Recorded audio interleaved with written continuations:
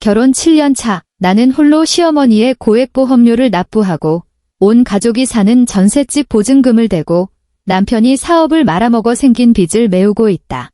다들 그게 당연한 줄 알았다. 이혼하고 바로 다음 날 전남편에게서 전화가 오기 전까지는 말이다. 보험료는 내가 계속 내. 나는 화를 내지도 따지지도 않았다. 그저 자동이체를 해지했을 뿐이다. 다음 날 시댁에서 97통의 부재중 전화가 찍혔다. 이 집구석이 어떻게 무너져 내렸는지 궁금한가?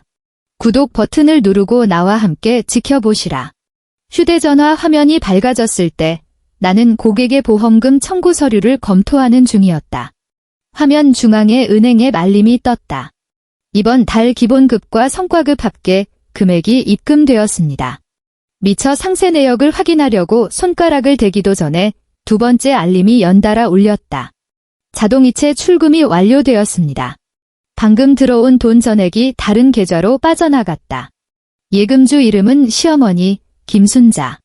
사무실 한쪽에서 복합기가 웅웅거리며 종이를 뱉어내고 있었다. 나는 책상 위에 놓인 얼음이 다 녹아버린 차가운 아이스 아메리카노를 한 모금 마셨다. 꿀꺽 목구멍으로 넘어가는 소리가 무겁게 울렸다. 벌써 7년째다.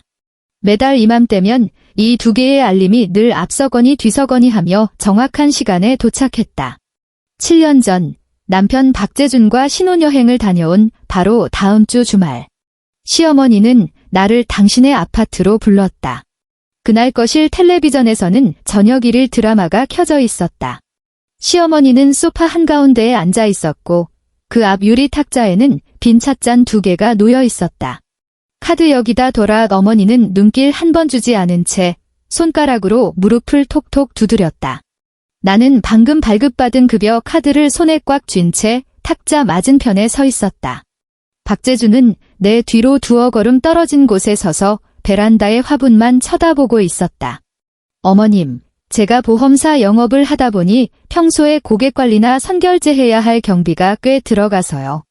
카드를 전부 맡기면 우리 집안은 대대로 어른이 돈 관리를 해왔다. 어머니가 내 말을 싹둑 잘랐다. 목소리는 크지 않았지만 반박을 허용하지 않은 묵직함이 실려 있었다. 어머니는 찻잔을 들어 한 모금 마시더니 유리 탁자 위에 탕 소리가 나게 내려놓았다. 내가 바깥에서 영업 뛰는 건 알겠다만 박씨 집안의 며느리로 들어왔으면 우리 집 법도를 따라야지. 매달 내가 딱딱 맞춰서 생활비 붙여줄 테니 새파랗게 젊은 며느리가 벌써부터 집안 살림살이 신경 쓸 필요 있겠니? 나는 고개를 돌려 박재준을 바라보았다. 그는 나와 눈을 맞추지 않고 그저 고개를 푹 숙인 채 구두 앞코만 바닥에 문지르고 있었다. 그날 나는 카드를 탁자 위에 두고 나왔다. 그날 이후로 내가 보험사에서 아무리 큰 계약을 따내고 엄청난 인센티브를 받아도 매달 내 마음대로 쓸 수 있는 돈은 오직 시어머니가 제때 찔끔찔끔 보내주는 고객과 밥 2번 먹고 나면 바닥을 드러내는 푼돈뿐이었다. 나는 휴대전화 화면에서 눈을 떼고 사무용 책상 맨 아래 칸 서랍을 열어 짙은 회색 가계부를 꺼냈다. 수첩을 펼치자 지난 7년간 기록된 또 다른 이중장부가 빼곡하게 적혀 있었다. 시어머니가 내 총수입을 쥐고 흔들었지만 그렇다고 이 집구석의 청구서들이 나를 피해가는 건 아니었다. 첫 번째 줄은 시어머니의 VIP 종합건강보험료. 이 비용은 매달 내 개인 계좌에서 다이렉트로 빠져나갔다. 애초에 이 보험을 가입할 때 어머니는 신분증만 덜렁 내밀었을 뿐 구체적인 납입 기간이 몇 회인지조차 확인하지 않았다. 그 비싼 보험료가 대체 어디서 빠져나가는지 한 번도 묻지 않았다. 두 번째 줄은 박재준의 자동차 할부금. 2년 전 그는 회사 선배들 앞에서 꿀리기 싫다며 배기량이 훨씬 큰 대형 SUV로 차를 바꿨다. 차가 출고되던 날 그는 할부 계약서를 내 눈앞에 들이밀며 자기 용돈으로는 매달 할부금을 감당하기 벅차니 내 신용카드 가족카드를 연결해서 대신 좀 내달라고 했다. 세 번째 줄은 아이의 영어, 유치원과 미술 학원비. 어머니는 귀한 손주가 출발선에서부터 뒤처지면 안 된다며 덜컥 학원을 등록해버리고는 지로 영수증을 사진으로 찍어내 휴대전화로 전송했다. 거기엔 내일까지 완납해라라는 짧은 메시지가 붙어 있었다. 나는 페이지를 넘겼다. 시선이 맨 위쪽에 끼워진 복사본 한 장에 머물렀다. 그건 서울 지역의 아파트 전세 계약서였다. 7년 전 우리가 결혼을 준비할 때 시댁에서는 서울에 신혼집을 구할 만한 돈을 내놓지 못했다. 어머니는 내 맞은편에 앉아 한숨을 푹푹 쉬며 요즘 젊은 애들 참 안쓰럽다느니 우리 집안은 도저히 여력이 안 된다느니 하며 앓는 소리를 했다. 다음 날 멀리 전라도 광주에 계신 친정엄마가 평생을 바쳐 모은 노후 자금을 보내주셨고 그제야 그 어마어마한 전세 보증금을 맞출 수 있었다. 이 전세 계약서의 자금 출처란에는 우리 친정엄마의 이름이 아주 또렷하게 적혀 있다. 나는 가계부를 덮고 다시 서랍맨 안쪽에 깊숙이 넣고 자물쇠를 채웠다. 퇴근 후 나는 곧장 시어머니가 사는 아파트 단지로 향했다. 오늘은 아파트 분여회와 교회 구역 예배 모임이 있는 날이었다. 박재주는 어머니가 나더러와서 얼굴이나 비추라고 하셨다며 메시지를 보냈다. 시어머니 집 현관문을 열고 들어서자 이미 온갖 종류의 여성용 구두가 빽빽하게 놓여 있었다. 거실에는 비슷한 연배의 권사님과 집사님 67명이 앉아 있었고 그들 앞에는 정갈한 다과와 예쁘게 깎은 과일이 담긴 접시가 놓여 있었다. 어머, 권사님은 어쩜 이렇게 집안 살림을 티 하나 없이 깔끔하게 하신대요? 요즘 젊은 세댁들이 이런 걸 알기나 해요. 역시 권사님이 신경 쓰시니까 이 정도지. 옆집 아주머니가 웃으며 시어머니의 손등을 토닥였다. 어머니는 사람들 한가운데 앉아 꼿꼿하게 허리를 펴고 입가에는 아주 우아하고 적당한 미소를 띠고 있었다. 그럼요. 집안의 크고 작은 일 중에 제 손 안 거치는 게 어딨겠어요. 요즘 애들은 지들 살기 바빠서 어른들이 뒤에서 이 집안을 이렇게 반듯하게 굴리려고 얼마나 애를 쓰는지 알기나 한답니까? 나는 방금 백화점에서 사온 홍삼 선물 세트를 현관 신발장 위에 올려두고 실내화로 갈아 신은 뒤 안으로 들어갔다. 어머님, 다녀왔습니다. 나는 고개를 숙여 인사했다. 거실에서 오가던 웃음소리가 0.5초 정도 멈칫했다. 어머니는 고개를 돌려 내가 내려놓은 홍삼을 힐끗 보더니 얼굴의 미소는 그대로 유지한 채 주변 사람들을 향해 턱짓으로 대충 가리켰다. 우리 며느리예요. 어머나, 며느님이 퇴근하고 바로 왔나 보네. 바깥 양반처럼 직장 생활 하시나 봐요. 교회 김 집사가 내 정장 차림을 위아래로 훑어보며 물었다. 어머니가 말을 가로챘다. 바깥에서 영업 뛰어요. 쟤도 참 가만히 집에 못 붙어 있는 성격이라니까요. 그 이상의 소개는 없었다. 내가 회사에서 3년 연속 실적 1위를 달리는 탑 사원이라는 사실을 아는 사람은 아무도 없었다. 지금 이 집에서 손님들을 대접하고 있는 저 비싼 백화점 과일 한 접시 한 접시, 심지어 어머니가 입고 있는 저 고급 실크 블라우스까지 전부 내가 갖다 바친 월급으로 샀다는 사실을 아는 사람도 없었다. 나는 주방으로 들어가 찬장에서 깨끗한 유리컵 4개를 꺼냈다. 정수기에서 차가운 물을 받아 쟁반에 받쳐 들고 다시 거실로 나갔다. 거기다 두고 너는 다용도실 가서 세탁기 다 돌아갔는지 확인해봐라. 어머니는 유리 탁자 모서리의 빈 공간을 손가락으로 가리켰다. 나는 물컵을 내려놓고 베란다로 향했다. 다용도실 조명은 어두컴컴했다. 나는 허리를 숙여 잔뜩 엉켜있는 수건들을 하나하나 끄집어냈다. 차가운 물기가 손등에 서늘하게 닿았다. 거실에서 다시 터져나오는 찬사와 어머니의 호탕한 웃음소리를 들으며 나는 그저 기계적으로 수건을 탁탁 털어 건조대에 널었다. 나는 이 집을 떠받치고 있는 주춧돌이었다. 하지만 아무도 주춧돌을 구경하러 오지는 않는다. 그들에게 주춧돌이란 보이지 않는 곳에 그저 당연하다는 듯 처박혀 있는 돌덩이에 불과했다. 2달 뒤 시어머니는 연례 건강검진을 받았다. 검진센터는 서울 강남구에 있었다. 입구에 들어서자마자 전담 직원이 에스코트하고 복도에는 두툼한 카펫 위 깔려있는 최고급 VIP 병원이었다. 검사 결과가 나온 날 의사는 높게 뜬 수치 몇 개와 초음파 사진의 그림자를 가리키며 아주 조심스러운 말투로 조직검사를 추가로 해보는 게 좋겠다고 권유했다. 진료실을 나서는 어머니의 안색은 흑빛이었다. 박재주는 결과지를 손에 쥔 채 입을 꾹 다물고 그 뒤를 따랐다. 우리는 검진센터 1층 라운지에 자리를 잡았다. 어머니는 가방에서 보온병을 꺼내 뚜껑을 열었지만 입에 대지는 않았다. 내가 저번에 든 그 건강보험, 암이랑 중증질환 진단금이 얼마나 나오냐. 어머니가 고개를 돌려 나를 쏘아보았다. 어머님, 지금 가입하신 건 기본형의 부분 중증특약이 들어간 거라 초기 진단금으로 일반적인 치료비는 충분히 커버되지만 만약 일반적인 치료비라니 지금 그게 말이 되니 갑자기 어머니의 목소리가 찢어질 듯 높아졌다. 지나가던 간호사들이 깜짝 놀라 쳐다볼 정도였다. 어머니는 보온병 뚜껑을 테이블 위에 탁 소리가 나게 내리쳤다. 당장 특약 올려. 지금 당장 보장 한도 최고 등급으로 싹 다 바꿔. 비급여 표적 항암제든 수입산 최신 기계든 전부 전액 보장되는 걸로 해. 나는 휴대전화로 사내 전산망을 열어 보험료 산출표를 확인했다. 어머님, 지금 연세에 이번 건강검진 기록까지 반영해서 최고 등급으로 강제 상향하면 매달 내셔야 할 보험료가 2배 이상 뜁니다. 이 금액은 너 지금 뭐 하자는 거냐? 어머니의 눈꼬리가 순식간에 치켜 올라갔다. 당장이라도 손가락으로 내 얼굴을 찌를 기세였다. 내가 보험사 다니면서 맨날 남의 집구석 계약이나 따러 다니더니 이제는 내 시어미 목숨줄 걸린 돈까지 계산기 두드리고 앉았어? 이게 말이나 되는 소리야? 내가 박씨 집안 귀신이 된 지가 언젠데 이런 일에 눈 하나 깜짝해야겠니? 나는 옆에 있는 박재준을 쳐다보았다. 그는 고개를 푹 숙인 채 주머니에서 자동차 스마트키를 만지작거리며 멍하니 버튼만 긁어대고 있었다. 끝내 나와 눈을 맞추지도 나를 위해 단 한마디 거들어주지도 않았다. 알겠습니다. 어머님, 나는 전산망 화면에서 보장 확대 신청 버튼을 눌렀다. 휴대전화 화면에 차가운 불빛이 내 얼굴을 비추었다. 질질 끌지 말고 빨리빨리 처리해라. 어머니는 자리에서 일어나 코트 자락을 툭툭 털고는 뒤도 돌아보지 않고 정문을 향해 걸어갔다. 나는 보장 확대 전자 서명란에 내 이름을 적어 넣었다.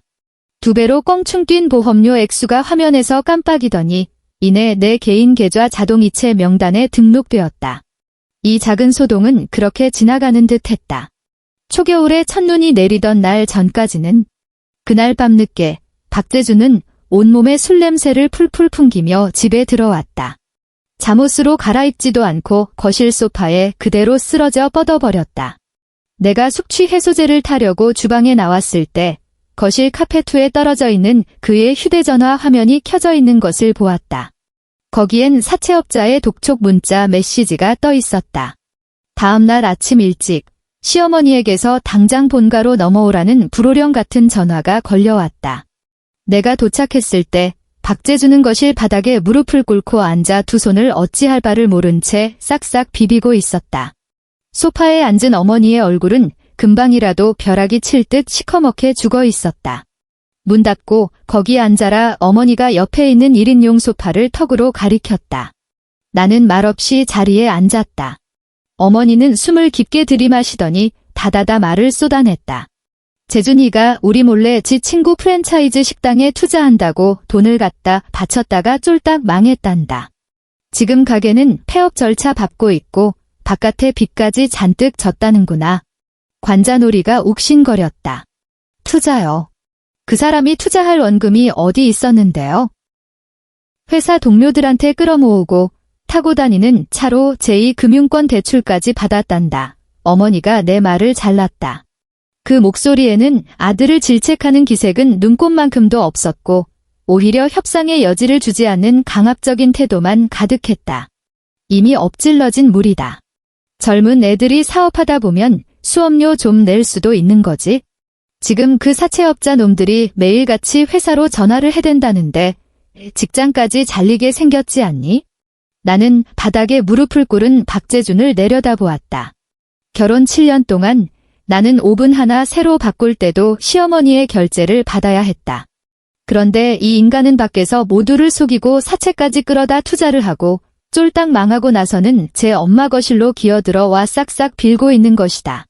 어머님, 제 매달 월급이 전부 어머님 통장으로 들어가잖아요. 저한테는 지금 이 빚을 메울 만한 목돈이 단 한 푼도 없습니다. 나는 두 손을 무릎 위에 올리고 최대한 목소리가 떨리지 않게 억눌렀다. 어머니가 헛웃음을 쳤다. 상체를 앞으로 쓱 숙이더니 내 눈을 똑바로 쳐다보았다. 내가 그 은행에 정기예금 하나 묶어둔 걸 내가 모를 줄 알았니? 부부는 일심동체다. 결혼을 했으면 남편 빚도 내 빚이야. 넌 내 남편이 사채업자들한테 멱살 잡히고 회사에 빨간 딱지 붙는 꼴을 보고만 있을 작정이냐? 나는 바지춤을 꽉 움켜쥐었다. 그 정기예금은 지난 7년 동안 명절 상여금에서 푼돈을 떼어내 10,000원, 20,000원씩 피눈물 나게 모은 돈이었다. 내 명의로 된 시어머니의 감시를 피할 수 있는 유일한 비상금이었다. 그 돈은 내가 막 입을 때려던 참이었다. 당장 해지해서 찾아와 어머니는 자리에서 벌떡 일어나며 내게 변명할 틈조차 주지 않았다. 오늘 오후 1시 전까지 재준이 마이너스 통장 싹 다 메워놓은 영수증 내 눈앞에 가져와. 며느리 된 도리로 이럴 때 남편 방패막이 안 돼주고 지금 내 돈 계산하고 자빠졌니? 박재준이 그제야 고개를 들었다. 핏발이 선 눈으로 나를 보며 기어들어가는 목소리로 중얼거렸다. 미안해. 내가 앞으로 뼈 빠지게 벌어서 다 갚을게. 나는 그의 퉁퉁 부은 눈 밑 지방을 한 번, 그리고 매몰차게 돌아서는 시어머니의 뒷모습을 한 번 번갈아 보았다. 점심시간. 나는 은행 창구 앞에 서 있었다. 은행 직원이 모니터를 보며 안타까운 듯 말했다. 고객님, 이 정기예금 만기가 2달밖에 안 남았는데요. 지금 중도 해지하시면 지난 몇 년간 쌓인 이자가 전부 일반 입출금 금리로 적용돼서 손해가 막심합니다. 정말로 해지하시겠습니까? 해지해주세요. 나는 신분증을 창구 안으로 밀어 넣었다. 몇 분 뒤 휴대전화가 징 울렸다. 이체가 완료되었습니다. 내 예금 계좌의 잔액은 0원이 되었다. 직원이 건네준 해지 영수증은 종이장처럼 얇았다. 나는 그것을 2번 접어 가방 안에 쑤셔 넣었다. 얼마 지나지 않아 박씨 집안에 또 다른 큰일이 터졌다. 시누이 박유미가 약혼을 한다는 것이었다. 예비 신랑 쪽 집안 수준이 꽤 괜찮다고 했다. 시아버지가 무슨 중견 기업의 지역 본부장이라나 뭐라나. 양가 부모님이 모이는 상견례 자리에 나도 참석하긴 했지만 길다란 식탁의 맨 끄트머리 구석 자리에 앉아야 했다. 상견례가 끝나고 어머니는 우리를 다시 아파트로 불러들였다. 어머니는 가방에서 길다란 리스트 한 장을 꺼내더니 식탁 위에 탁 소리 나게 내려놓았다. 사돈댁 눈치가 빤하다. 우리 쪽에서 보내는 예단이 절대 옹색해 보여선 안 돼. 어머니는 리스트의 항목을 하나하나 짚어갔다. 최고급 명품 이불 세트로 2채, 무조건 이태리 수입 브랜드여야 한다. 그리고 최신형 올레드 TV랑 양문형 냉장고. 거기다 사돈어른 입으실 맞춤 한복이랑 놀이개 세트까지 싹 다 적혀 있다. 어머니는 말을 마치고 그 종이를 내 코앞으로 쑥 밀어버렸다. 탁자가 흔들리며 컵에 담긴 물이 출렁거렸다. 내가 이 집안 맏며느리이자 올케 아니냐? 예단 준비는 내가 앞장서서 책임지고 해라. 나는 그 종이를 내려다보았다. 대충 눈대중으로 계산해봐도 평범한 직장인 가구의 1년치 저축액을 훌쩍 뛰어넘는 어마어마한 액수였다. 어머님, 유나는 그 종이에 손을 대지 않았다. 재준 씨가 얼마 전에 투자빚 갚느라 마이너스 통장 뚫은 거 제가 제 예금까지 다 깨서 겨우 막았잖아요. 요즘 우리 집 현금 흐름이 꽉 막혀서 숨도 못 쉴 지경입니다. 거기다 매달 어머님 생활비에 고액보험료까지 빠져나가는데 지금 당장 이런 최고급 예단을 맞출 돈이 어디 있습니까? 쾅! 어머니가 손에 쥐고 있던 쇠젓가락을 대리석 식탁 위에 패대기 쳤다. 귀를 찢는 듯한 날카로운 마찰음이 울려 퍼졌다. 너 지금 나더러 박씨 집안 딸내미 시집 보내면서 남들 앞에서 변변한 예단 하나 못해주는 싼 것들 소리 들으라는 거냐? 어머니가 삿대질을 하며 고래고래 소리를 질렀다. 우리 박씨 집안에서는 맏며느리가 곧 어미다. 시누이가 시집을 가는데 옳게 된 도리로 그깟 돈 몇 푼 쓰는 게 그렇게 아까워? 내가 바깥에서 뼈 빠지게 벌어온다는 그 많은 돈 다 어디다 빼돌렸어? 설마 나 몰래 저기 전라도 광주 친정에다 꼽을 쳐주고 있는 거 아니냐? 나는 어머니의 삿대질을 피하지 않고 그저 고요하게 응시했다. 어머님, 제 급여 통장 지난 7년 내내 어머님이 쥐고 계셨습니다. 저는 그 누구에게도 빼돌릴 비상금 같은 거 단 한 푼도 없습니다. 그럼 어떻게든 돈을 구해와야지. 어머니가 획 돌아앉으며 내 말을 무시했다. 만약에 예단의 티끌 하나라도 흠집이 나서 내가 사돈댁 앞에서 얼굴을 못 들게 되면 너도 이 집구석에서 살아남을 생각하지 마라. 소파에 앉아 핸드크림을 바르고 있던 박유미가 입술을 삐죽거리며 거들었다. 새언니, 고작 가전제품 몇 개랑 입을 좀 하는 거 가지고 왜 그래요? 언니 회사에서 큰 계약 하나 따내면 금방 메울 수 있잖아요. 내가 시댁 가서 기죽지 않아야 우리 집안 체면도 사는 거라니까요. 나는 시댁 현관문을 나섰다. 초겨울의 칼바람이 얼굴을 베어낼 듯 몰아쳤다. 주머니 속 휴대전화가 징 울렸다. 박재준이 보낸 카카오톡 메시지였다. 인내심을 발휘해 이번 한 번만 꼭 참자. 엄마도 다 유미 시댁에서 기죽지 말라고 저러시는 거잖아. 일단 당신 신용카드로 긁어. 내가 나중에 천천히 다 갚을게. 나는 화면이 새까맣게 꺼질 때까지 그 문장을 뚫어지게 쳐다보았다. 이틀 뒤 오후, 나는 반차를 내고 강남의 대형 백화점으로 향했다. 수입 친구 매장 직원이 화려한 자수가 놓인 최고급 실크 이불을 펼치며 열을 올렸다. 나는 매장에서 가장 비싼 세트 2채를 고르고 가전 매장으로 넘어가 텔레비전과 냉장고를 결제했다. 계산대 앞에서 나는 오랫동안 쓰지 않았던 신용카드를 꺼냈다. 고객님, 죄송하지만 한도 초과로 일시불 결제가 안 되십니다. 직원이 난처한 표정으로 카드를 돌려주었다. 나는 계산대 앞에 선 채로 카드사 고객센터에 전화를 걸어 임시 한도 상향을 신청했다. 10분 뒤, 마침내 결제가 승인되었다. 영수증 단말기에서 지지직 소리를 내며 끝도 없이 길다란 영수증이 토해져 나왔다. 그 종이 쪼가리는 온전히 내 신용을 영혼까지 끌어다 쓴 빚의 증명서였다. 이 집구석에서 이 빚을 진짜로 갚아줄 인간은 영원히 나타나지 않을 것이다. 추석 전날. 대한민국 며느리들에게는 뼈가 삭는 지옥의 시간이다. 박씨 집안의 법도에 따르면 제사상에 올라가는 모든 음식은 무조건 집에서 손수 만들어야 했다. 나는 꼬박 사흘 동안 주방에 서 있었다. 첫째 날은 장을 보고 채소를 씻고 온갖 식재료를 다듬었다. 둘째 날은 아침부터 애호박을 썰고 동그랑땡에 들어갈 고기소를 치댔다. 셋째 날, 나는 가스레인지 위에 거대한 프라이팬 2개를 펼쳐놓고 끝이 보이지 않는 전 부치기 지옥에 빠졌다. 동태전, 호박전, 동그랑땡, 깻잎전. 밀가루와 계란물을 뒤집어 쓴 식재료들이 펄펄 끓는 기름 위로 떨어질 때마다 무시무시한 타여름이 터져나왔다. 좁은 주방에 기름 냄새가 꽉 들어찼다. 주방 환풍기를 강풍으로 틀어놓아도 아무 소용이 없었다. 내 머리카락, 옷까지, 심지어 피부의 모공 하나하나까지 쩐내가 깊숙이 스며들었다. 장시간 서 있었던 탓에 허리가 끊어질 듯 아파왔고 나는 짝다리를 짚어가며 억지로 버텼다. 명절 당일 박씨 집안 친척들이 하나둘씩 모여들었다. 거실은 시장통처럼 시끌벅적했다. 남자들은 거실 탁자에 둘러앉아 수정과를 마시며 정치와 주식 이야기를 떠들어댔고 조카들은 카페트 위를 미친 듯이 뛰어다녔다. 어머니는 아주 고급스러운 짙은 색계량 한복으로 갈아입고 온화한 미소를 띠며 손님들을 맞이했다. 나는 방금 깎은 배와 사과 접시를 들고 주방에서 나왔다. 아이고, 순자 형님. 올해도 제사상 참 상다리 부러지게 차리셨네. 이 동태전 노릇노릇하게 잘 부쳐진 것 좀 봐. 셋째, 이모님이 전을 하나 집어 입에 쏙 넣으며 연신 고개를 끄덕였다. 어머니는 눈가에 주름이 지도록 활짝 웃으며 손사래를 쳤다. 말도 마, 이거 다 내가 며칠 전부터 꼭두새벽에 경동시장 가서 직접 장 봐온 거야. 집에 오자마자 내 손으로 하나하나 다 붙였잖니. 어쩌겠어. 애들은 바깥일 하느라 바쁜데. 우리 집안 전통은 아직 이 늙은이 뼈가라서 유지해야지. 나는 식탁에서 2미터도 채 떨어지지 않은 곳에 빈 접시가 가득 쌓인 쟁반을 들고 서 있었다.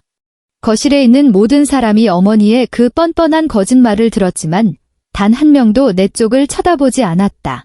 나물이 언제 냉장고에 들어왔는지조차 모르는 저 여자의 거짓말을 들춰내는 사람은 아무도 없었다. 나는 묵묵히 몸을 돌려 주방으로 돌아갔다. 싱크대에 쟁반을 쳐박고 수도꼭지를 틀었다. 얼음장같이 차가운 물이 손등의 기름때를 씻어냈다. 유리문을 넘어 거실의 웃음소리가 파도처럼 밀려들었다. 나는 주방 세제를 듬뿍 짜서 스펀지로 접시 가장자리의 찌꺼기를 빡빡 닦아냈다. 거센 물소리가 나를 제외한 이 집구석의 모든 소음을 덮어버렸다.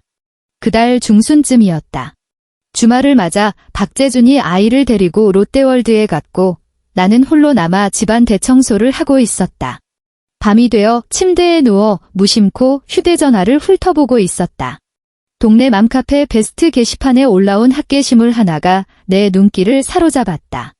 제목은 옆동 사는 기 센 시어머니, 진짜 상상을 초월하네요였다. 나는 게시물을 클릭해 스크롤을 내렸다. 글쓴이는 같은 아파트 단지 주민인 듯 했다. 동네 마트나 미용실에서 주워들은 뒷담화를 그대로 옮겨 적어놓은 글이었다. 다들 모르셨죠? 그 몇 동 며느리 잡는다는 박신의 시어머니요. 허구한 날 동네방네 자기 자랑만 늘어놓잖아요. 며칠 전에 세탁소에서 그 할망구가 사장님한테 떠드는 걸 제 두 귀로 똑똑히 들었거든요. 바깥에서 일한다는 그 집며느리 매달 번 돈으로 비싼 명품 화장품이나 처바를 줄 알지 돈 모을 줄은 쥐뿔도 모른다면서요. 그 시어머니가 정확히 뭐라고 했는지 아세요? 내가 뒤에서 억척같이 가계부 쥐고 돈줄 틀어막아서 망정이지. 안 그랬으면 이 집구석 벌써 그년이 다 거덜냈어. 그 밑에는 동조하는 댓글들이 줄을 이었다. 맞아요. 누군지 알 것 같네요. 며느리분 되게 순해 보이던데 뒤로는 엄청 사치 부리나 보네. 시어머니도 참 팔자 사나우셔. 저렇게 살림 못하는 며느리를 들였으니 나는 칠흑 같은 어둠 속에 누워 있었다. 목구멍이 바싹 타들어가는 것 같았다. 분노조차 일지 않았다. 사람이 진짜로 어처구니 없는 상황에 직면하면 화조차 나지 않는 법이다. 나는 맘카페 앱을 끄고 휴대전화 전원을 끈 채 협탁 위에 올려두었다. 이불을 목끝까지 끌어당기고 두 눈을 감았다. 창밖으로 드문드문 지나가는 자동차 엔진 소리만이 들려왔다. 나는 나를 벌레만도 못하게 여기는 인간들을 내 피땀으로 먹여 살리고 있었다.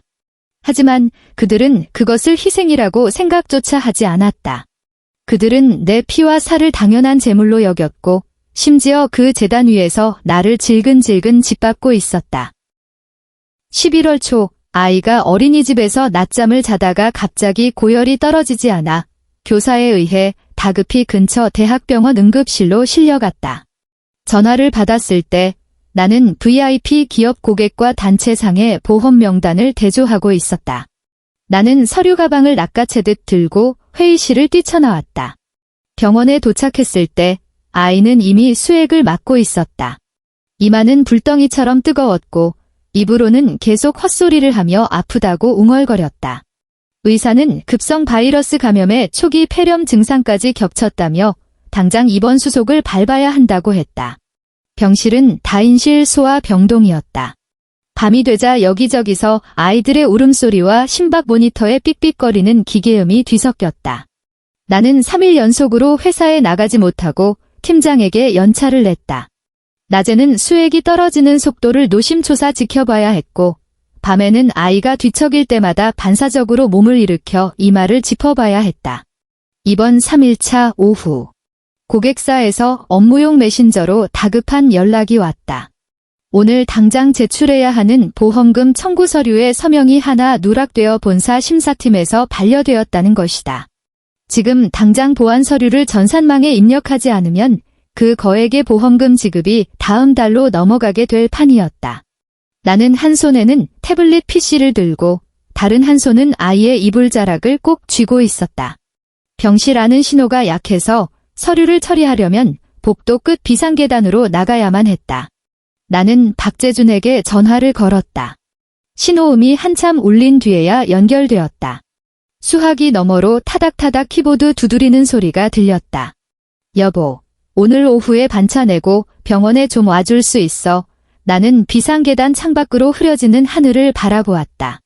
딱 2시간만 나랑 교대해줘. 지금 당장 처리해야 할 VIP 고객건이 터졌어.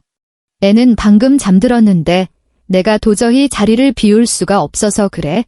오후에 박재준이 짜증 섞인 빠른 말투로 쏘아붙였다.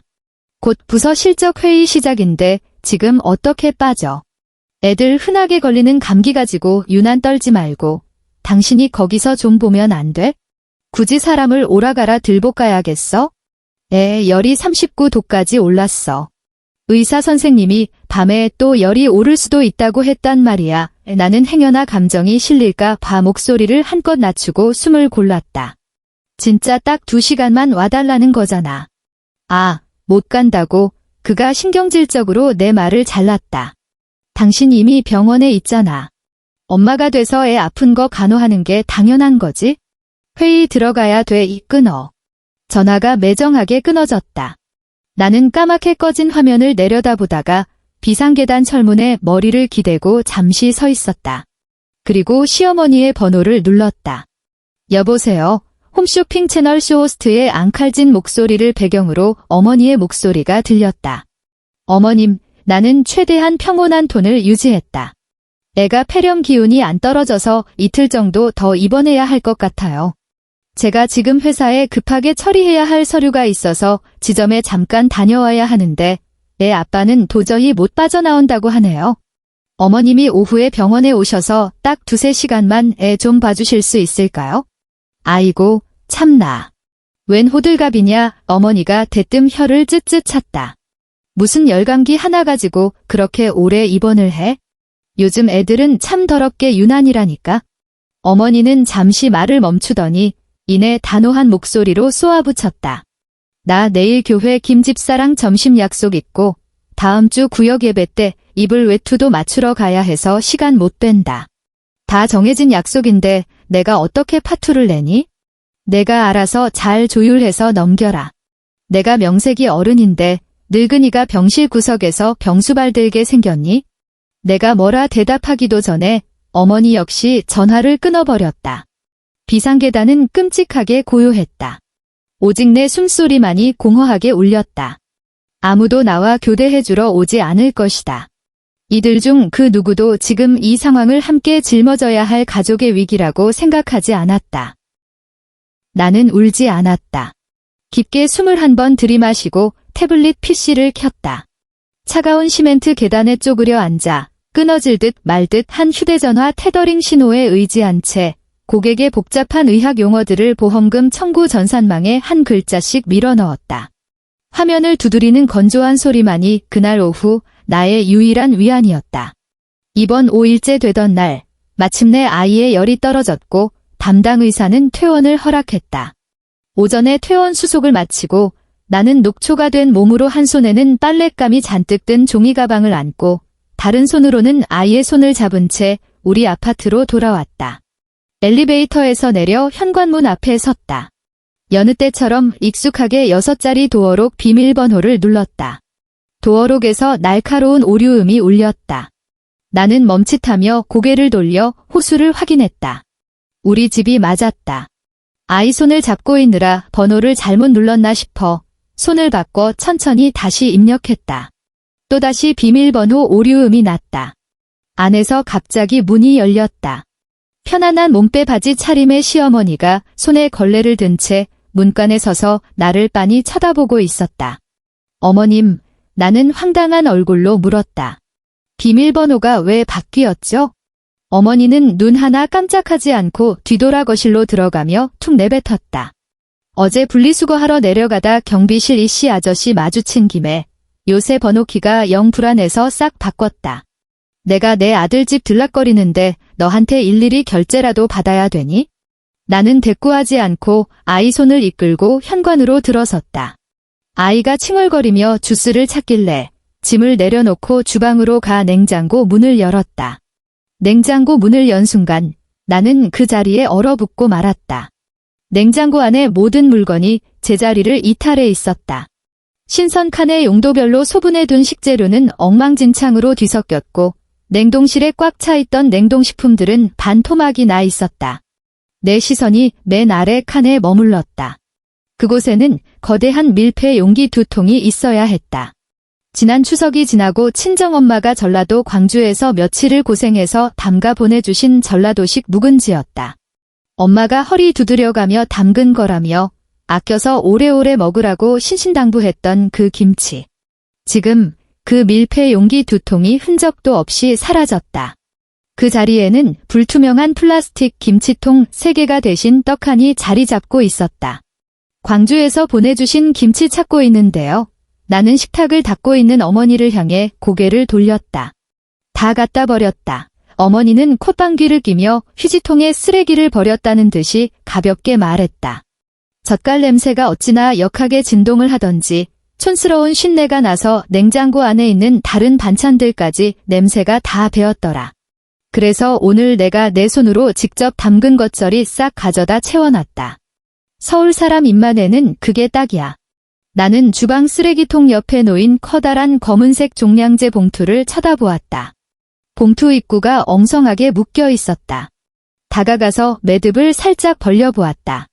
시뻘건 고춧가루 국물이 이미 줄줄 새어 나와 있었고 친정엄마의 밀폐 용기가 봉투 맨 밑바닥에 거꾸로 처박혀 있었다.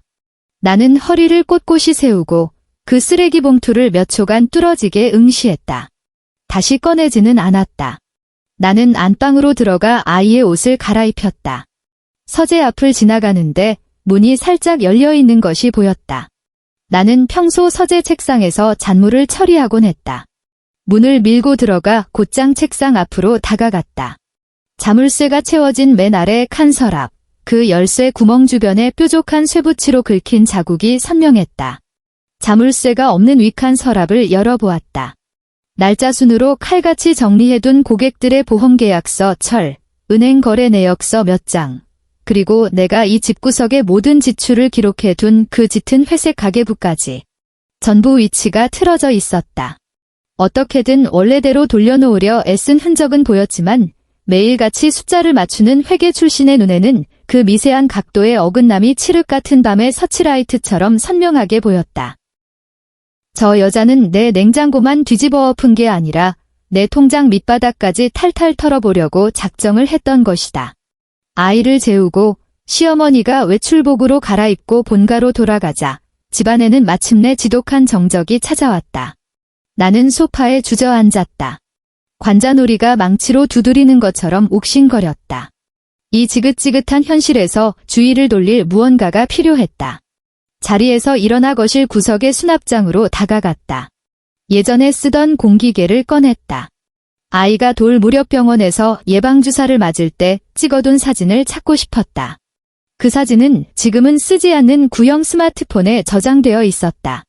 나는 유리 탁자 위에 충전기를 꽂고 구형 스마트폰의 화면이 느릿느릿 켜지기를 기다렸다. 화면이 밝아지며 익숙한 바탕화면이 나타났다. 유심칩은 없었지만 집안에 무선 인터넷이 연결되었다. 나는 갤러리 아이콘을 눌렀다. 하지만 사진을 찾기 위해 스크롤을 내리던 중 실수로 화면 가장자리를 건드리는 바람에 백그라운드에 켜져 있던 카카오톡 앱으로 화면이 넘어가 버렸다. 와이파이가 연결되자마자 2년 넘게 죽어있던 채팅 앱이 클라우드에 쌓여있던 메시지들을 미친 듯이 빨아들이기 시작했다. 끊임없는 진동이 울렸다. 당장 앱을 꺼버리려던 찰나 내 시야 구석에 상단 고정된 단톡방 하나가 들어왔다. 참여 인원은 3명. 방 제목은 4글자였다. 우리 가족. 내 숨이 멎었다. 단톡방 프로필 사진은 딱 3개뿐이었다. 너무나도 익숙한 얼굴들. 시어머니 김순자, 남편 박재준, 시누이 박유미. 우리가 결혼한 지 4년째 되던 해에 만들어진, 하지만 나만 쏙 빠져있는 그들만의 가족 단톡방이었다.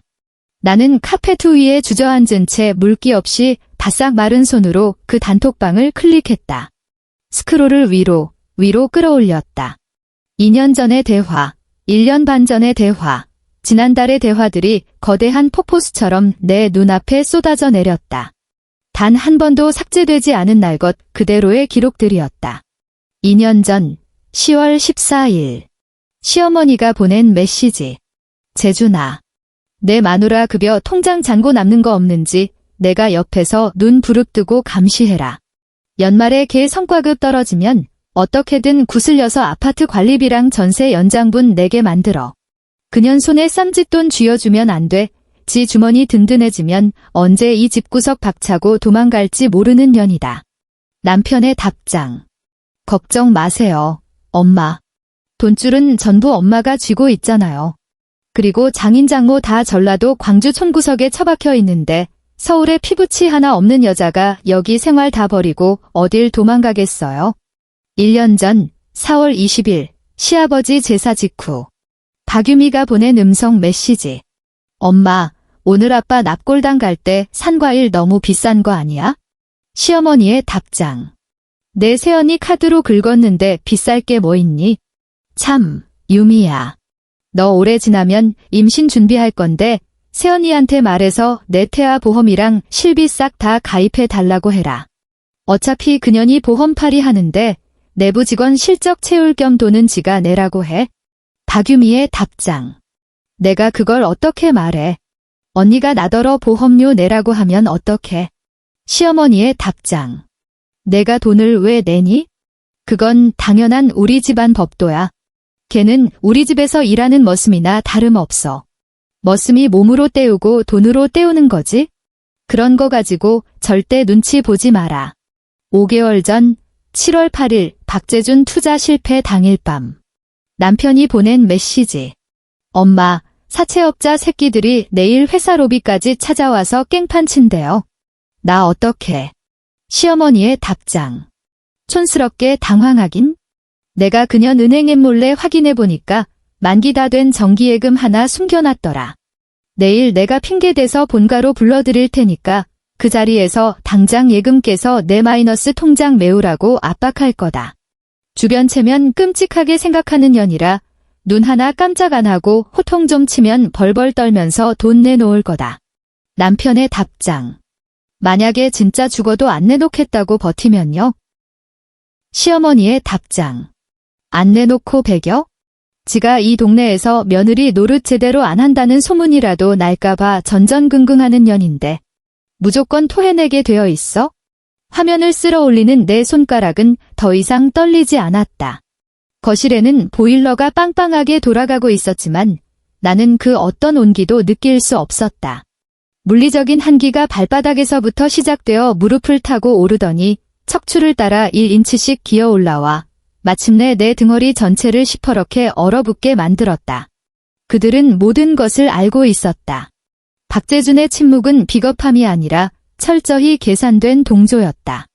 시어머니가 매번 화를 내고 물건을 집어 던진 것은 감정 조절을 못해서가 아니라 나를 짓누르기 위해 아주 정밀하게 타격점을 계산한 압박 수단이었다. 그들은 심지어 이 단톡방 안에서 나를 이용해 먹는다는 사실을 숨기려 들지도 않았다. 오가는 모든 대화, 텍스트 한 글자 한 글자는 가족을 어떻게 이끌어갈 것인가에 대한 고민이 아니었다. 어떻게 하면 며느리라는 이름의 자산을 사육하고 통제하고 쥐어짜 낼 것인가. 그리고 이 자산이 절대 도망갈 엄두조차 내지 못하게 만들 것인가에 대한 치밀한 모의였다. 나는 휴대전화를 벽에 집어 던지지 않았다. 비명조차 지르지 않았다.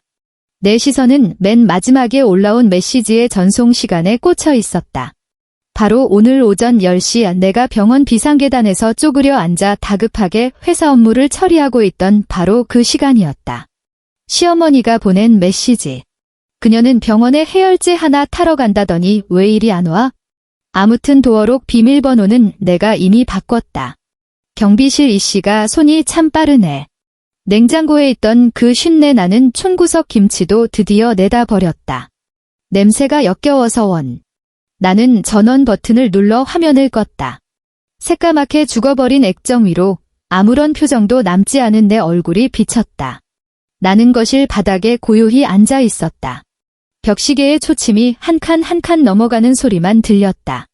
똑딱 똑딱 지난 일들을 되짚어볼 필요도 없었고 눈물조차 나지 않았다.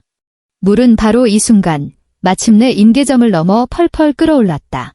내 몸을 감싸고 있던 물은 살갗이 소리 없이 떨어져 나가고 그 자리에 차갑고 단단한 비늘이 도단하는 기분이었다. 나는 내 머릿속에서 박씨 집안의 흔적들을 모조리 쓸어버리고 빈터를 만들었다. 나는 충전기에서 구형 스마트폰을 뽑아 내 가계부와 함께 평소 출퇴근할 때 들고 다니는 검은색 서류 가방 안에 쑤셔 넣었다. 지퍼를 닫는 순간 고요한 방 안에 금속이 맞물리는 서늘한 마찰음이 울렸다. 이 밤은 이제 막 시작되었을 뿐이다. 나는 카페2 가장자리를 짚고 자리에서 일어났다. 오랜 시간 양반다리를 하고 앉아 있었던 탓에 무릎이 저릿했다. 주방으로 걸어가 아침에 마시다 남은 물 반 컵을 싱크대에 쏟아버리고 컵을 깨끗이 씻어 건조대 위에 뒤집어 놓았다. 다음 날 아침 6시 35분 알람이 울리기도 전에 나는 이미 씻고 나와 짙은 회색 정장으로 갈아입은 상태였다. 유리 탁자 위에 있던 구형 스마트폰과 데이터 케이블, 그리고 서랍 맨 안쪽에 숨겨두었던 7년치 이중 장부가 적힌 가계부를 챙겨 검은색 출근 가방에 넣었다. 지퍼가 닫히는 짧고 날카로운 소리가 이른 아침의 적막한 거실을 갈랐다. 박재준은 안방에서 여전히 옅은 코골이 소리를 내며 자고 있었다. 평소 같았으면 나는 지금쯤 주방에서 된장찌개에 넣을 애호박과 두부를 썰고 어젯밤에 미리 물에 담가둔 멸치를 끓는 물에 넣어 육수를 우려내고 있었을 것이다. 틈틈이 일기예보를 확인하며 아이가 오늘 입고 갈 옷과 박재준의 와이셔츠를 다림질하고 있었겠지. 하지만 오늘 나는 현관 신발장 위에서 자동차 스마트키를 집어들고 곧장 도어록의 열림 버튼을 눌렀다. 문이 열리고 다시 닫혔다. 나는 단 한 번도 뒤돌아보지 않았다. 회사에 도착하자마자 나는 평소처럼 내 자리로 가서 컴퓨터를 켜는 대신 복도 끝에 있는 지점장실로 직행했다. 직급 권한을 이용해 완전히 독립된 개인 금고를 하나 신청했다. 나는 구형 스마트폰과 가계부를 그 안에 집어넣고 육중한 철문을 닫은 뒤 나만 아는 새로운 비밀번호 6자리를 꾹꾹 눌렀다. 금고의 잠금 장치가 묵직하게 맞물리는 소리를 듣자 7년 동안 내 가슴속을 꽉 막고 있던 거대한 손뭉치에 아주 작은 숨구멍이 트이는 것 같았다. 낮 11시 30분 나는 서초동 법조 타운에 있는 한 변호사 사무실의 회의실에 앉아 있었다. 내 맞은편에 앉은 최 변호사는 40줄에 접어든 짧은 머리의 여성이었는데 콧잔등에는 무태 안경이 얹어 있었다. 그녀는 내가 가방에서 꺼낸 두툼한 서류 뭉치를 보더니 손가락으로 미간을 꾹 눌렀다. 박재준 씨의 아내 되시는 최수진님, 어제 보내주신 이메일 파일은 다 읽어봤습니다. 최 변호사는 자기 앞에 놓인 서류철을 펼치며 인쇄된 내용을 보여주었다. 15년 차 가사 전문 변호사로서 솔직히 말씀드리자면 의뢰인님의 재무 기록이 너무나도 완벽해서 놀랐습니다. 하지만 법은 사실관계의 경계를 철저히 따집니다. 혼인 기간 동안 발생한 일반적인 생활비 지출은 상대방에게 반환을 청구하기가 매우 어렵습니다. 나는 김조차 피어오르지 않는 미지근한 생수잔을 바라보다가 가계부를 변호사 쪽으로 밀어주었다.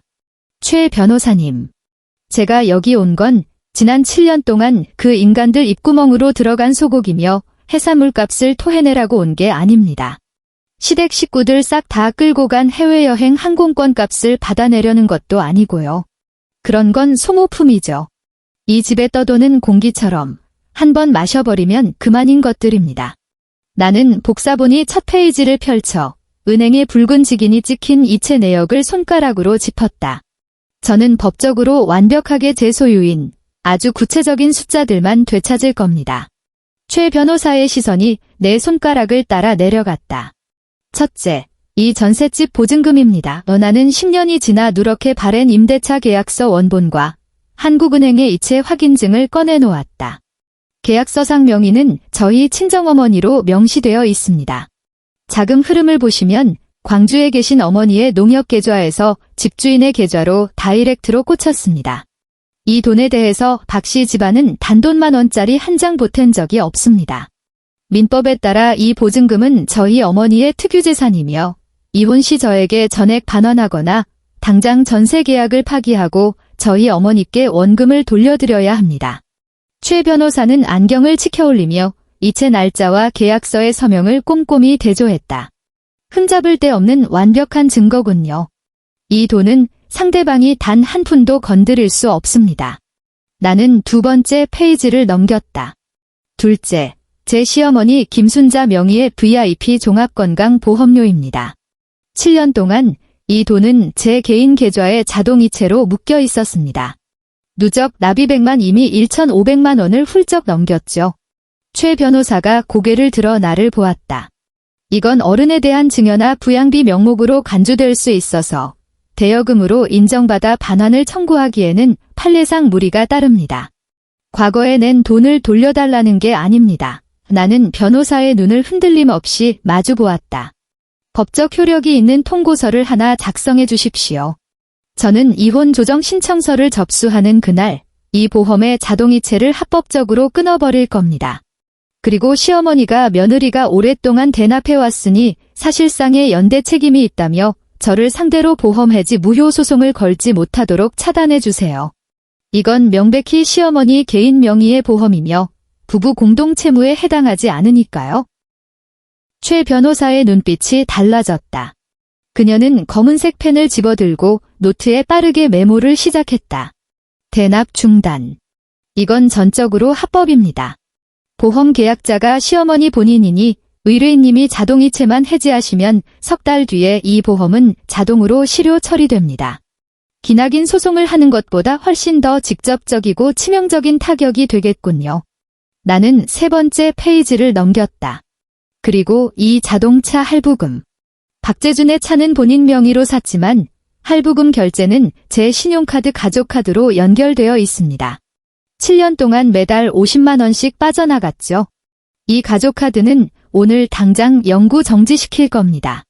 마지막으로 나는 2년 전에 깡통이 되어버린 정기예금 해지 영수증과 박재준이 친구와의 카카오톡 대화에서 내 비상금을 빼돌려 주식 투자 빚을 메웠다고 실토한 캡처 화면을 꺼내 놓았다.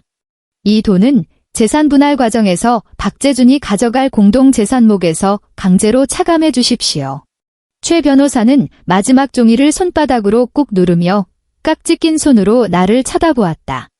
최수진님, 만약 의뢰인님이 짜놓은 이 판대로 시행한다면 상대방은 이혼과 동시에 거액의 현금을 토해내야 할 뿐만 아니라 그들이 지금껏 누려왔던 안락한 생활의 자금줄이 단 하루 만에 완벽하게 끊어지게 됩니다.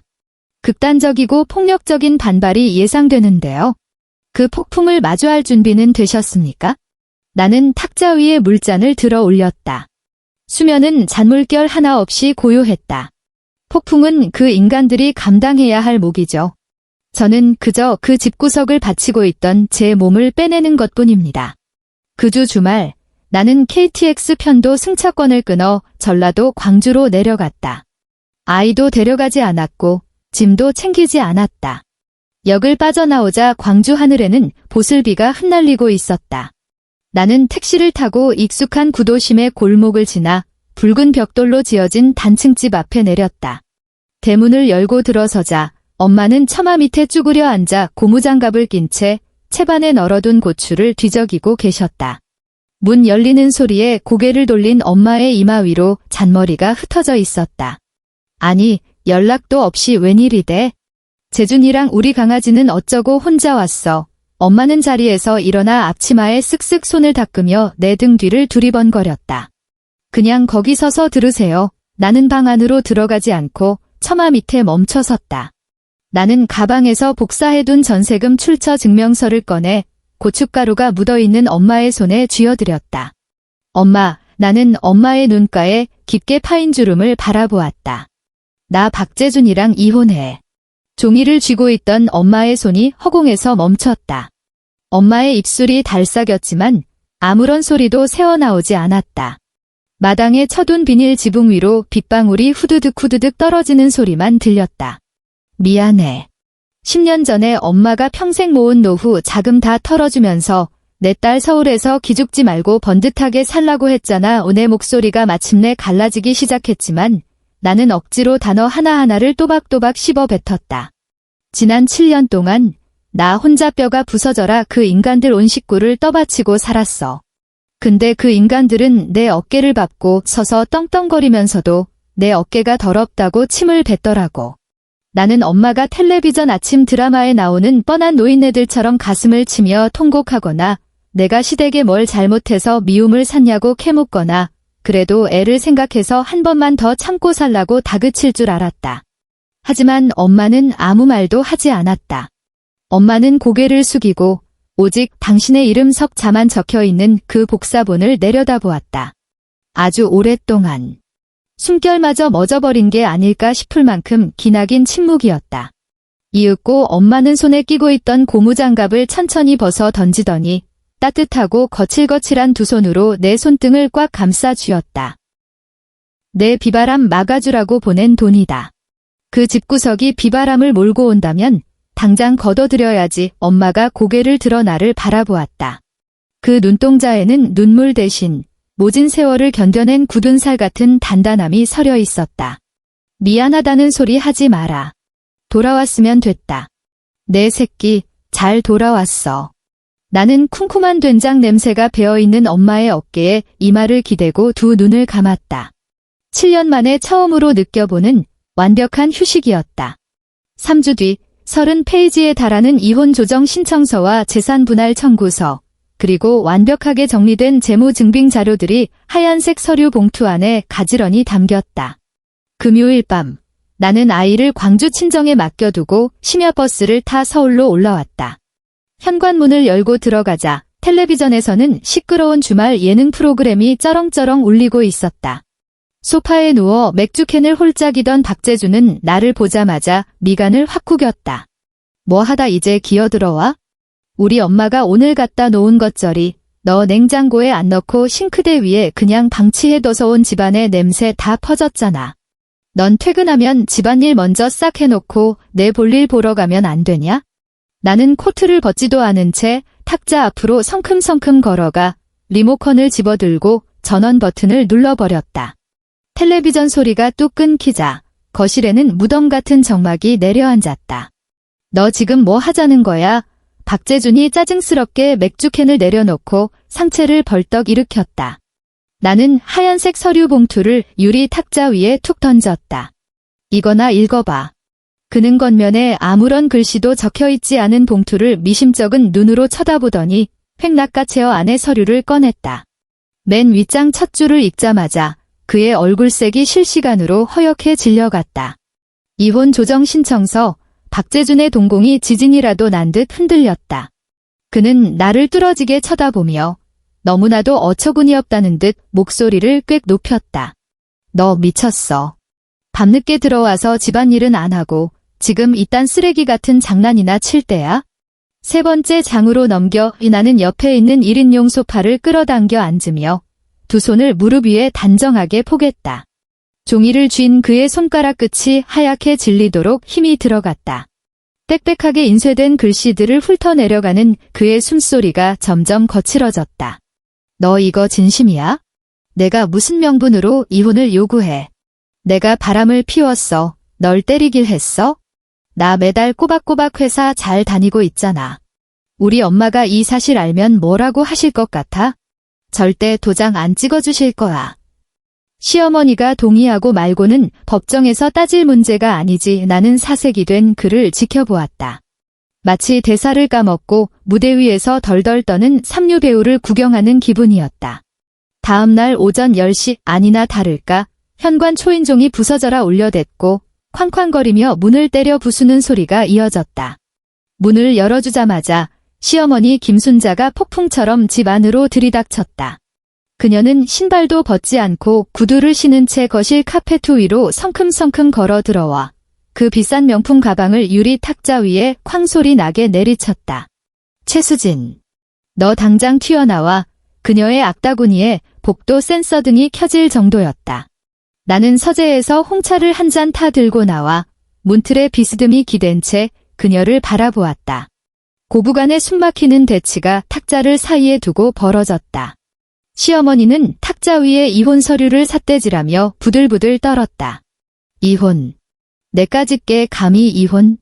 전라도 광주 촌구석에서 올라온 기집애가 우리 박씨 집안에서 나가면 서울 바닥에서 살아남을 수 있을 줄 알아? 내가 잘나서 여기까지 온 줄 아니? 내가 뒤에서 내년 돈줄 꽉 쥐고 관리 안 해줬으면 넌 바깥에서 벌써 그 돈 다 탕진하고 길바닥에 나앉았어. 나는 다가가지도 목소리를 높이지도 않았다. 그저 적당히 식은 홍차를 한 모금 머금고 입을 열었다. 어머님.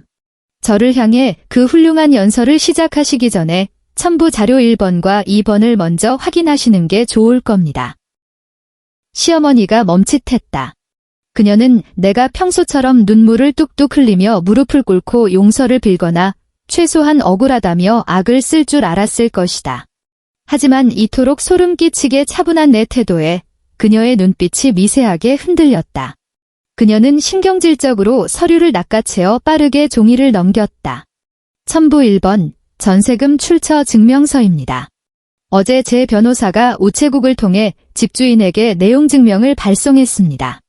임대차 계약이 곧 만료되니 박 씨 집안 명의의 계좌에서 새롭게 전세금을 전액 입금하지 않으면 집주인은 다음 달 30일자로 법적 절차를 밟아 이 집을 비우라고 할 겁니다. 서울 송파구에 있는 이 안락한 아파트, 어머님 식구들이 누릴 수 있는 시간은 다음 달 말일까지입니다. 시어머니의 뺨 근육이 파르르 떨렸다. 그녀는 은행의 붉은 직인이 찍힌 이체 내역서에서 눈을 떼지 못했다.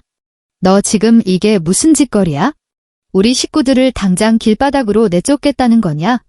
저는 그저 저희 친정어머니의 노후 자금을 회수하는 것뿐입니다. 나는 찻잔을 내려놓고 말을 이었다. 그리고 첨부 2번, 어머님, 매달 200만 원씩 빠져나가던 VIP 종합건강보험 말입니다. 그 결제 계좌가 제 명의였잖아요. 어젯밤에 자동이체 해지했습니다. 다음 달부터 보험료가 미납되면 어머님이 강남에서 다니시던 그 최고급 검진센터의 VIP 권한도 영구 동결됩니다. 매년 교회 권사님들 모아놓고 자랑하시던 그 비싼 혈액정화 테라피, 이제 어머님 사비로 직접 긁으셔야 할 겁니다. 내년이 감히 시어머니의 찢어지는 듯한 비명소리가 마침내 그 얄팍한 교양의 가면을 박살냈다. 내가 며느리 된 도리로 시어미의 목숨줄을 끊어놔? 이게 말이나 되는 소리야. 넌 천벌을 받을 거야. 깜빡하셨나 본데 저는 이제 박 씨 집안 며느리가 아닙니다. 나는 탁자 앞으로 다가가 마지막 영수증 뭉치를 손가락으로 톡톡 쳤다. 이건 시누이 시집갈 때 수입 명품 친구 2채랑 삼성 최신형 가전제품 극은 제 신용카드 전표입니다. 그 예단이 박 씨 집안에 뼈대 있는 체면이라고 하셨죠. 그럼 2,400만 원짜리 카드값, 가정법원에서 이혼 도장 찍기 전까지 제 계좌로 전액 입금해 주십시오. 서류를 넘기던 시어머니의 손이 허공에서 굳어버렸다. 덜덜 떨리는 소나귀에서 바스락거리는 종이 마찰음이 났다. 풀 메이크업을 한 그녀의 얼굴에서 핏기가 싹 가셨다. 그토록 하늘 높은 줄 모르고 빳빳했던 오만함이 와르르 무너져 내리고 그 자리에 시궁창으로 추락할지도 모른다는 짐승 같은 공포가 들어찼다. 그때 곁에 서 있던 박재준이 두어 걸음 다가와 내 팔목을 잡으려 들었다. 평소에 책임질 일만 생기면 쥐새끼처럼 눈을 피하던 그놈의 동공에 극도의 혼란이 가득했다. 그는 세상에서 가장 불쌍한 표정을 쥐어짜냈다. 여보, 우리 이러지 말자. 응? 내가 투자 실패해서 당신 마음고생 시킨 건 정말 미안해. 우리 엄마가 가끔 말버릇이 거칠어서 상처받은 것도 다 알아. 하지만 우리 애한테 번듯한 가정을 빼앗을 순 없잖아. 그는 이 사회에서 여자를 올가맬 때 쓰는 가장 낡고 역겨운 레퍼토리를 꺼내 들었다. 만약 일주일 전이었다면 저 말에 내 마음이 조금이라도 흔들렸을지도 모른다. 나는 반걸음 물러서며 그의 손길을 쳐냈다. 번듯한 가정, 나는 감정의 높낮이가 전혀 없는 목소리로 그를 쳐다보았다. 이 순간 나는 저 인간에 대한 일말의 실망감조차 남아있지 않았다. 이 집구석은 문제가 터질 때마다 해결하는 방식이 딱 하나뿐이더라. 내 스마트폰에 아주 재미있는 캡처본이 하나 통째로 저장되어 있는데 나는 눈앞의 모자를 번갈아 보았다.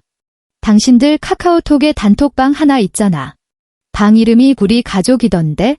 거기엔 당신 어머니, 당신 여동생, 그리고 당신이 있지? 하지만 나는 없었어. 박재준의 얼굴이 잿빛으로 변했다. 그는 입을 뻐끔거렸지만 목구멍에서 쇳소리조차 내지 못했다.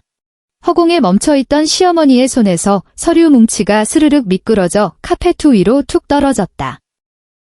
내 비상금을 어떻게 털어먹어서 내 투자빚을 메울지 작당모의하고 내가 행여나 기어오르지 못하게 어떻게 돈줄을 말려버릴지 연구하는 그 훌륭한 단톡방. 나는 박재준의 눈을 똑바로 응시했다. 그 단톡방이야말로 당신이 말하는 그 완벽하고 번듯한 가정이잖아. 나는 뒤돌아 현관으로 걸어가 구두를 신었다. 이 집 전세 계약은 다음 달 말일까지니까 당장 짐 싸서 나가라고는 안 할게. 다음 주 수요일 오전 9시 가정법원 앞에서 뵙죠. 만약 그 시간까지 안 나타나면 최 변호사가 정식으로 민사소송 절차 밟을 거야. 그렇게 되면 박유미 시댁에서 받은 그 으리으리한 예단의 실제 결제자가 누구인지 공개 재판 기록에 아주 낱낱이 까발려지겠지. 현관문이 닫히는 순간 문 너머는 무덤처럼 고요했다. 나는 접시를 깨부수지도 않았고 미친 여자처럼 악을 쓰지도 않았다. 나는 그저 이 집구석에 썩어 빠진 주춧돌을 떠받치고 있던 내 두 손을 손가락 하나하나 아주 천천히 놓아버렸을 뿐이다. 온 세상이 갑자기 소름 끼치도록 고요해졌다. 이혼 절차는 압도적인 물증과 최 변호사의 무자비한 압박 덕분에 질질 끌지 않고 끝났다. 당장 전셋집에서 쫓겨날 위기와 여동생의 파혼이라는 쌍끌이 폭탄을 맞은 박재준은 가사조정위원회에서 사시나무 떨듯 손을 떨며 이혼 합의서에 도장을 찍었다. 양육권은 내가 가져왔고 내가 친정에서 끌어온 재산은 원원 단위까지 싹 다 돌려받았으며 털어먹은 내 비상금은 그놈 명의로 된 얼마 안 남은 현금에서 강제로 압류해버렸다.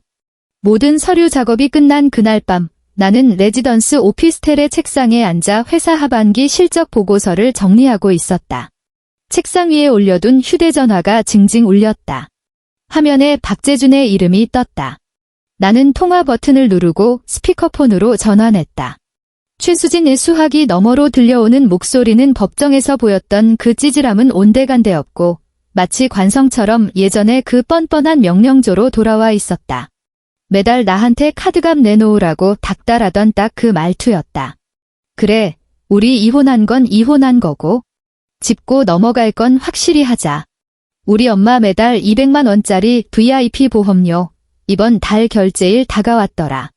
내가 그래도 7년 동안 어머니라고 부르며 모셨는데 후배된 도리로 이건 내가 책임져야지. 최소한 앞으로 6개월치는 내가 내고 끊어. 사람 새끼면 그렇게 매정하게 구는 거 아니야. 나는 짐승처럼 지저대는 그의 목소리를 브금 삼아 컴퓨터 모니터에서 쑥쑥 올라가는 내 개인 실적 그래프를 감상했다.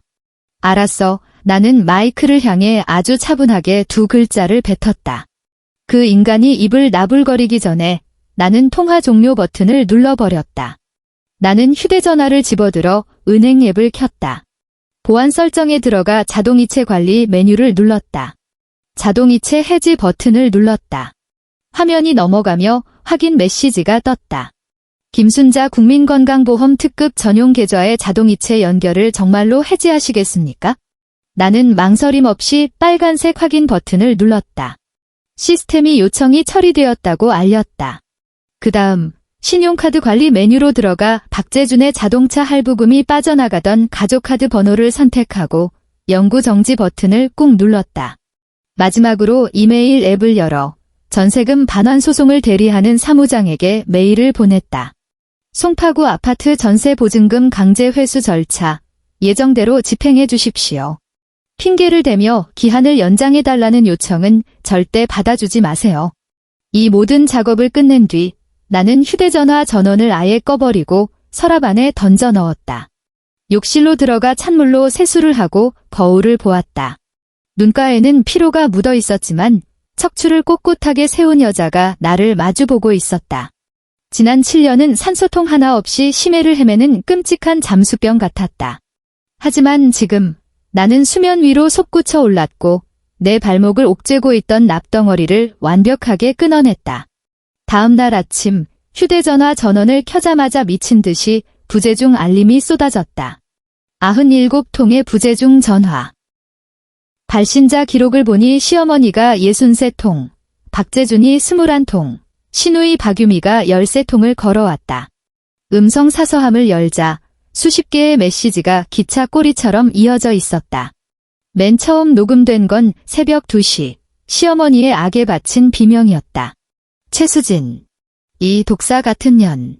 내가 인간이냐? 노인의 목숨줄을 끊어놔? 내가 당장 내년 회사에 쳐들어가서 다 까발릴 줄 알아. 그 뒤로 이어진 수십 개의 메시지는 입에 담기도 힘든 쌍욕과 저주로 가득했다. 하지만 새벽 5시를 넘어가자 그들의 목소리 톤이 미묘하게 비굴해지기 시작했다. 박재준의 음성에는 공포가 서려 있었다. 수진아, 제발 전화 좀 받아봐. 가족 카드 왜 정지시켰어? 캐피탈에서 오늘 당장 할부금 안 메우면 나 신용불량자 명단에 올린대. 나 오늘 VIP 고객 미팅 있단 말이야. 제발. 아침 8시. 시어머니의 음성에서는 초반의 표독스러움은 온데간데 없고 덜덜 떨리는 애원으로 바뀌어 있었다. 수진아, 딴 건 몰라도 보험은 일단 살려놔라. 응? 내가 오늘 교회 김집사 체면 세워준다고 병원 VIP실 예약해 놨단 말이다. 내 통장 연결 안 되면 나 병원 못 들어가. 제발 전화 좀 받아. 나는 단 한 통도 회신하지 않았다. 내 전화번호부에 등록된 번호만 수신되도록 차단 모드를 켜고 가벼운 발걸음으로 출근했다. 내가 부서 아침 조의를 주재하고 있던 바로 그 시각. 강남의 그 최고급 건강검진센터 로비에서는 아주 기가 막힌 촌극이 벌어지고 있었다. 나중에 마침 그곳에 있던 내 VIP 고객이 팝콘 가기라며 들려준 이야기였다. 시어머니는 평소처럼 번쩍거리는 실크 코트를 걸치고 팔뚝에는 명품백을 걸친 채 교회 권사들을 우르르 대동하고 검진센터로 위풍당당하게 걸어 들어갔다. 그녀는 아주 자연스럽게 안내 데스크로 가서 대리석 상판 위에 신분증을 탁 내려놓았다. 우리 일행들, 제일 좋은 최고급 혈액정화 캡슐로 안내해줘. 그리고 애들 시켜서 안에다가 신선한 열대 과일 좀 세팅해놓고 시어머니 특유의 뒤에 서 있는 사람들이 다 들으라는 듯한 쩌렁쩌렁한 목소리였다. 데스크 직원이 신분증을 조회하더니 얼굴이 딱딱하게 굳었다. 직원은 아주 난처한 표정으로 신분증을 돌려주었다. 죄송합니다. 김순자 고객님. 전산망을 확인해보니 고객님 보험에 연결되어 있던 결제 계좌가 어젯밤자로 일방적 해지 처리되었습니다. 현재 고객님의 특급 종합보험은 잔액 부족으로 실효 상태로 전환되었습니다. 규정에 따라 VIP 병동의 무료 이하교법 서비스는 이용하실 수 없습니다. 로비에 찬물이 끼얹어졌다. 뒤에 서 있던 교회 권사들이 웅성거리며 서로 눈빛을 교환했다. 뭐라고? 시어머니의 얼굴이 홍당무처럼 달아올랐다. 보험이 끊기다니 그게 무슨 개소리야. 다시 긁어봐. 그녀는 다급하게 보험사 고객센터로 전화를 걸었다. 수화기 너머의 상담원은 아주 기계적이고 친절한 경어로 팩스를 날렸다. 고객님은 이미 연세가 많으셔서 재가입 심사 기준을 초과하셨고 최근 건강검진에서 이상 소견이 발견되어 기존 조건으로는 보험 부활이 절대 불가합니다. 굳이 재가입하시려면 보험료는 기존의 3배를 내셔야 하고 나이 제한 때문에 암이나 치매 같은 핵심 보장 특약은 전부 제외됩니다. 시어머니는 휴대전화를 쥔 채 먼지 한 톨 없이 반짝이는 검진센터 대리석 바닥 한가운데에 멍하니 서 있었다. 평소에 그녀를 치켜세우며 강남 사모님 대접을 해주던 교회 권사들의 눈빛이 순식간에 벌레를 보듯 경멸과 조롱으로 바뀌어 그녀의 전신을 훑어내렸다. 그 얄팍한 플라스틱 카드가 더 이상 결제되지 않는 그 순간에야 시어머니는 뼈저리게 그리고 피투성이가 된 채로 깨달았을 것이다. 그녀가 콧대 높여 자랑하던 그 알량한 하이클래스 라이프는 그녀의 잘난 능력으로 이룬 것이 아니라 인간 취급도 안 하던 며느리가 바닥에서 피와 살을 갈아 넣어 떠받치고 있었던 모래성이라는 사실을. 그리고 지금 그 모래성의 밑동이 완전히 뽑혀 나갔다는 것을. 전세 보증금 문제는 두 번째 도미노가 되어 그 집구석을 덮쳤다.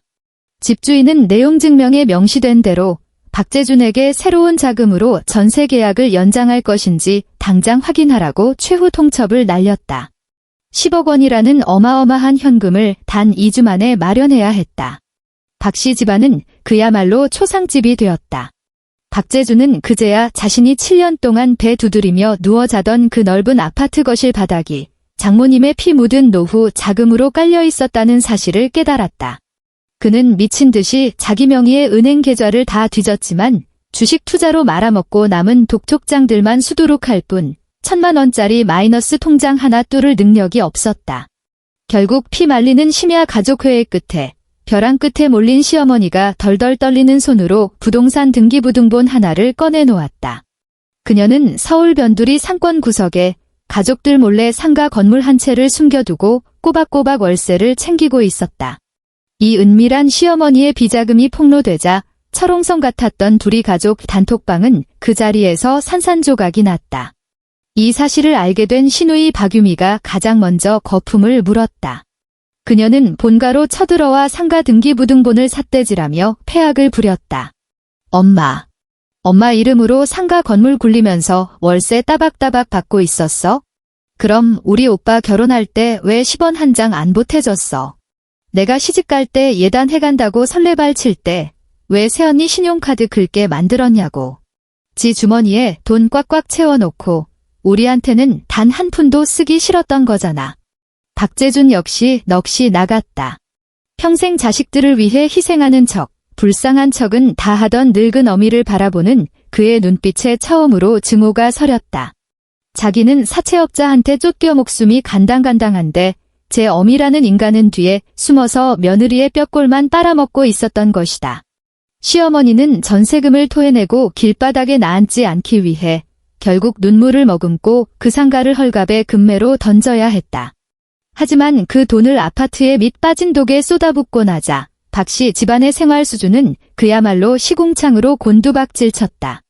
설상가상으로 이 더러운 진실은 동네 아줌마들의 입방아를 타고 빛의 속도로 퍼져나갔다.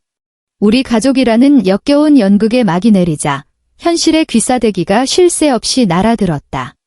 교회 권사들은 시어머니가 떠벌리고 다니던 그 대단한 강남 VIP 사모님 행세가 전부 며느리 등골 빼먹은 진리였고 살고 있는 아파트마저 며느리 친정돈이라는 사실을 알게 되자 하루아침에 그녀를 사람 취급도 하지 않았다. 누군가 동네 맘카페에 불이 아파트에 며느리를 7년 동안 현금 인출기 취급하다가 빈털터리로 쫓겨난 할망구 썰 푼다라는 제목으로 아주 디테일한 폭로 글을 올렸다. 댓글창은 이런 악질 시어머니는 사회에서 매장해야 한다는 분노로 폭발했다. 시어머니는 아파트 단지를 걸어 다닐 때마다 등 뒤에 꽂히는 조롱 섞인 시선 때문에 노이로제에 걸렸고 그토록 목을 매던 부녀회 임원 선거에는 얼씬도 하지 못했다. 가장 치명타를 입은 건 시누이의 결혼이었다. 시누이의 예비시댁에서 그들이 자랑하던 박씨 집안의 어마어마한 예단이 알고 보니 며느리의 신용카드를 한도 초과까지 긁어 마련한 빚잔치였으며 심지어 그 빚을 갚아줄 생각조차 없었다는 사실을 알게 된 것이다. 극도의 모멸감을 느낀 예비 시아버지는 상견례 자리에서 젓가락을 집어 던졌다. 그래서 너희 박씨 집안에서 보낸 그 잘난 예단이 전부 내 새언니 피눈물 짜낸 돈이라고. 우리가 친척들 앞에서 자랑했던 그 물건들이 너희 집안이 생사람 잡고 착취한 작물이라는 거냐? 그 한바탕 소동은 시누이의 결혼 생활에 영원히 지워지지 않는 주홍 글씨가 되었다. 그녀가 소파에 누워 핸드크림을 바르며 새언니가 회사에서 계약 하나 따내면 금방 메우잖아 라고 나불거렸을 때 이런 지옥 같은 나비 효과가 돌아올 줄은 꿈에도 몰랐을 것이다. 6개월 뒤 나는 아이를 데리고 경기도 성남시로 이사했다.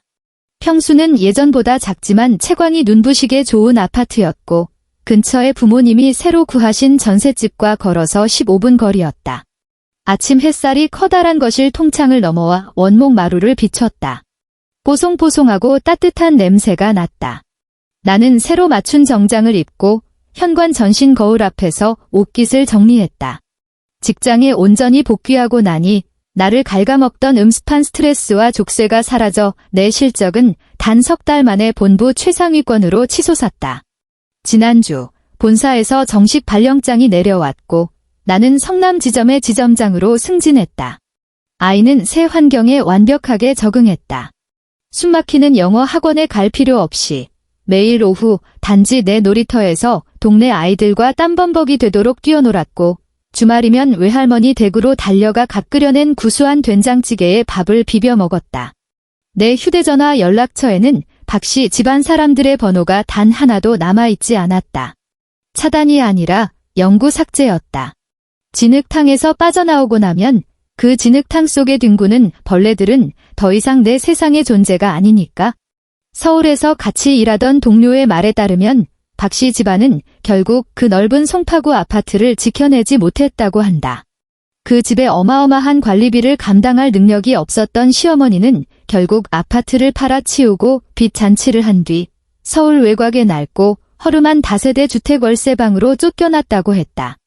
박재준의 SUV는 할부금 미납으로 캐피탈에서 견인해 가 경매에 넘겨버렸고 그는 매일 아침 지옥철에 시달리며 출퇴근을 하고 상사에게 굽실거리는 신세로 전락했다. 시어머니는 2번 다시 강남의 VIP 검진센터 문턱을 밟지 못했고 지금은 동사무소에서 나눠준 때 탄 에코백을 들고 동네 보건소에 줄을 서서 무료 고혈압약을 타먹고 있다고 했다. 며칠 전 퇴근길에 우연히 예전 아파트 단지에서 일하시던 청소 아주머니를 마주친 적이 있다. 그녀는 내 팔을 붙잡고 목소리를 낮추며 아주 고소하다는 듯이 뒷얘기를 전해주었다. 새댁 나가고 나서 그 집 시어머니가 동네방네 돌아다니면서 어찌나 청승을 떨고 다니는지 몰라. 집구석이 얼음장처럼 썰렁하다느니 아침에 일어나서 냉장고 문을 열면 썰어놓은 채소도 없고 미리 우려놓은 멸치 육수도 없다면서 징징대더라고. 날 추워질 때 텅 빈 거실에 멍하니 앉아있다가 겨울용 두꺼운 소미불이 장롱 안에 꽉꽉 처박혀 있는 걸 보고 엉엉 울었대. 그동안 지 며느리가 철마다 이불 빨래해서 햇볕에 뽀송하게 말려놓은 줄도 모르고 덮을 이불이 없다고 말이야. 나는 그 말을 듣고 예의상 가볍게 미소만 지었을 뿐 아무런 대꾸도 하지 않고 내 아파트동 현관으로 걸음을 옮겼다. 지난 7년 동안 나는 내가 완벽하게 헌신하면 그들이 굳이 들여다보지 않는 집안의 가장 어두운 밑바닥까지 묵묵히 쓸고 닦으면 언젠가는 수고했다는 따뜻한 말 한마디쯤은 들을 수 있을 줄 알았다. 하지만 그들에게 내 희생은 그저 공기 같은 것이었다. 숨 쉴 때는 그 존재를 당연하게 여겨 짓밟고 무시하다가 그 공기가 완벽하게 차단되어 목이 졸려 죽어갈 때가 되어서야 비로소 자신들이 무엇을 잃었는지 깨닫는 것이다. 엘리베이터 문이 띵 소리를 내며 열렸다. 나는 복도로 걸어 나오며 휴대전화를 꺼냈다. 화면이 밝아지며 은행 앱에서 알림이 울렸다. 이번 달 지점장급 기본급 및 산하팀 성과급 합계 금액이 입금되었습니다. 뒤이어 나타나야 할 그 숨막히던 자동이체 출금 알림은 뜨지 않았다. 완벽하게 깨끗한 정막이었다. 5분이 지나고 10분이 지나도 내 능력으로 오롯이 벌어들인 그 숫자는 내 계좌 잔액에 고스란히 그리고 평온하게 머물러 있었다. 나는 도어록 비밀번호를 눌렀다. 경쾌한 잠금 해제음과 함께 문이 열렸다. 주방에서 엄마가 어젯밤에 갓함가 보내주신 새콤달콤한 깍두기 냄새가 났다. 이 세상은 굳이 내 피를 말려가며 누군가에게 복수할 필요가 없다. 그저 남의 집담벼락을 무너질세라 바치고 있던 내 두 손을 거둬들이고 원래 내 것이었던 내 삶을 두 손에 꽉 쥐기만 하면 된다. 그러면 썩어 빠진 기둥으로 버티던 그 집구석은 알아서 비바람을 맞고 처참하게 무너져 내릴 테니까. 자, 이제 오직 나만을 위한 나 혼자 온전히 맛볼 저녁 식사를 준비할 시간이다. 이야기는 여기서 끝이 납니다. 어떤 가정의 번듯한 껍데기는 단 한 사람의 뼈를 깎는 침묵으로 유지되기도 합니다. 시어머니의 보험료, 전셋집 보증금, 산더미 같은 청구서, 명절날 상다리가 부러지던 제사상까지 그 모든 것을 수진 씨 혼자 짊어졌죠. 그 침묵하던 사람이 마침내 등을 돌리고 떠나는 순간 그 번듯했던 껍데기는 산산조각이 납니다. 당연함이라는 세 글자는 때로는 이 세상에서 가장 값비싼 빚이 되기도 하니까요. 만약 여러분 곁에도 침묵 속에서 모든 것을 감내하며 삶을 지탱해주는 사람이 있다면 그 사람이 떠나고 나서야 뒤늦게 후회하지 않기를 바랍니다. 여러분은 수진 씨의 선택에 대해 어떻게 생각하시나요? 댓글로 여러분의 의견을 남겨주세요.